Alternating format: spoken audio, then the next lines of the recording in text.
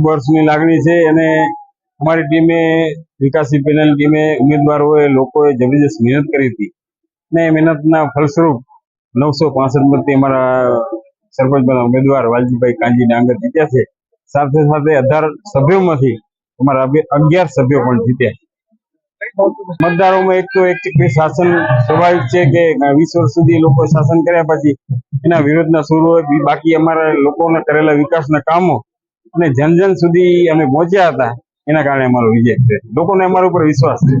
દિવસોમાં અમે અમારા સમગ્ર પેનલ લોકોના પ્રશ્નો માટે, વિકાસ માટે અમે કટિબદ્ધ રહેશું। દૂરના જે સોસાયટી વિસ્તારમાં છે તેમનો વિકાસ કરશું, સાથે ગામ તળના જે મૂળ ગામ છે એના પણ અમે દેખભાળ રાખીને એનો પણ વિકાસ કરશું।